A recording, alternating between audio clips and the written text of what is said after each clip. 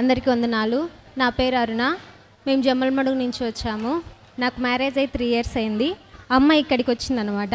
వచ్చింటే అయ్యగారు ప్రార్థన చేసి నీకు బిడ్డకు గర్భఫలం అందింది, పోయి వెళ్ళు అని పండిచ్చాడు. ఆ పండు తిన్న 1 నెలకే నేను కన్సీవ్ అయ్యాను అనమాట.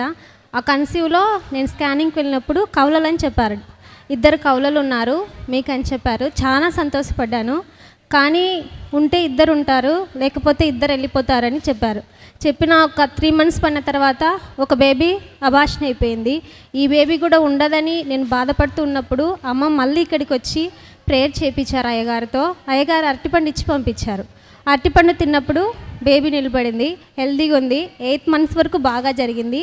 8 monthsలో ఉమ్మనీరు లీక్ అనేది స్టార్ట్ అయింది. ఉమ్మనీరు లీక్ స్టార్ట్ అయింది. జమ్మలమడుగులో ఎవరు మేము చేయము, చాలా రిస్క్ కేసు ఇది అన్నారు. ఇంకా కాక కర్నూలుకి పంపించారు. కర్నూలుకి వెళ్ళాము. బేబీ 1.5 kg మాత్రమే ఉన్నది. కాబట్టి బేబీ అవసరం లేదు, మేము తల్లిని మాత్రమే కాపాడుతాము, బేబీ ఉంటుందో ఉండదో మేము చెప్పలేము బేబీ గురించి అన్నారు. కానీ దేవుడు అద్భుత రీతిగా 1.5 kg ఉన్న ఈ బేబీ ఎన్ఐసిలో నా బాబు ఇలా ఉన్నాడండి. ఎవరు చూసినా నమ్మరు, ఇలా ఉన్నాడు నా బాబు ఎన్ఐసిలో. బైపాప్ మీద ఉంటూ ఆక్సిజన్ అందక చాలా కష్టపడ్డాడు. ఎంత కష్టపడ్డాడంటే ఇంకా బ్రతకరు అని అన్నప్పుడు దేవుడు అద్భుత రీతిగా ఇలా ఉన్న బాబును ఇలా చేశాడండి.